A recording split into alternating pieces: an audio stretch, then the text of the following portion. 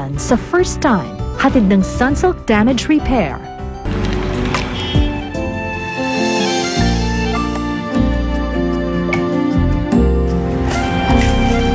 Buti nakahabol ka. Okay na naman ako eh. Nice to see you. Okay. Sige, nagbibili na ako. Okay.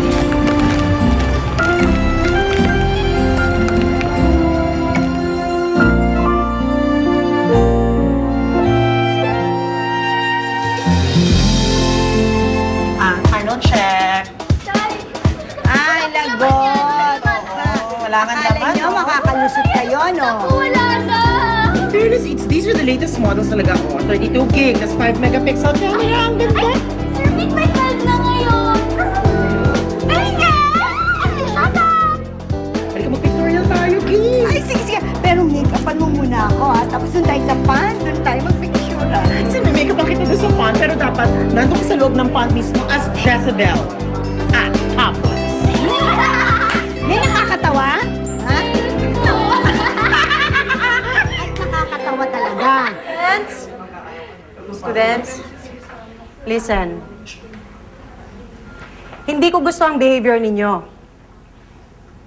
Ilang beses ko kayong inorient sa klase ninyo na bawal magdala ng gadgets. And yet, ang daming na-confiscate. Ang titigas ng ulo ninyo, ah. Please lang naman, i-remind ko sa inyo, ha? Magpakabait naman kayo, mag-behave kayo. Lalo-lalo na nandito si Mrs. Jackson. Ayoko mapapahiya sa kanya. Clear? Yes, ma'am.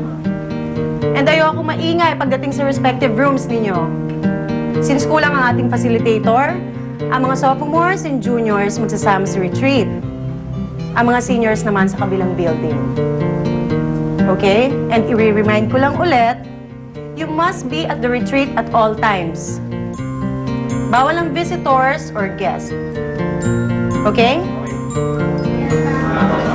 Meron ba kayong question? Okay, kung wala kayong question, I'm going to endorse you to our facilitator, Mr. Steve Delgado.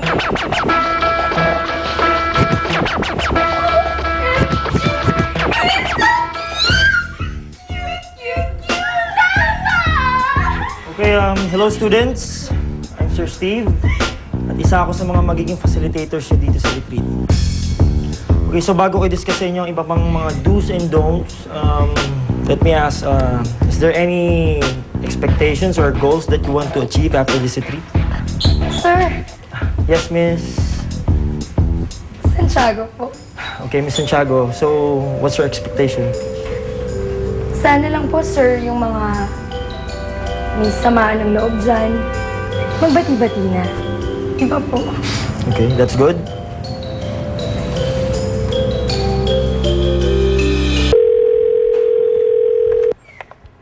Hello? Ay, naku, love. Magbayad na nga tayo ng telephone number. Bakit? Ang hirap naman nun. Lahat ng tao ite-text ko tungkol sa bagong landline number natin. Eh, paano kasi, no? May tawag ng tawag dito tapos hindi naman sumasagot. Lalaki o babae? Nung una, nabosesan ko babae.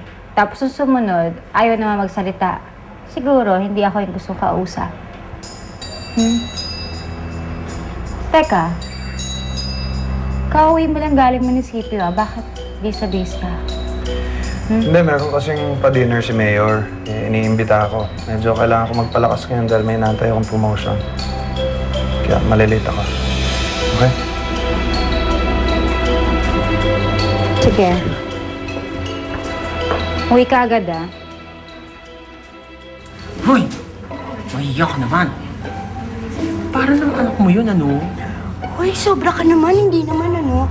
Tsaka sa pag-ibig, alam mo na, dead ba lang age, ano?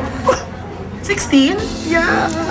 Magka-batch kayo? Oo. Tsaka pag-ibig agad, direkta. Hindi ba pwedeng friendship muna? Diretso na pag-ibig. Sino po ba? Si Steve. Ay, okay nga po siya. Thank you, Maxa. Thank you.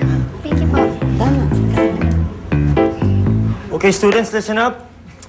kailangan natin i-memorize lahat ng songs na sa booklet, okay? Then yung final song, nandiyan na rin. So, are you guys done with your Palangka letters? Yes, sir. Okay, that's good. Sige, pwede nyo siyang ibigay sa mga kaibigan nyo. But reminder, ha? Sa last night pa natin pwedeng buksan ng mga to. Malinaw? Yes, sir. Okay. Sige. Move around.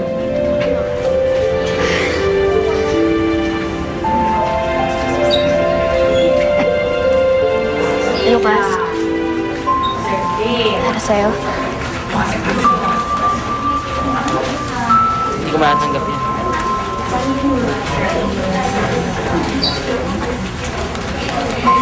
Tinanggihan ni Lucas ang Palangka letter mo?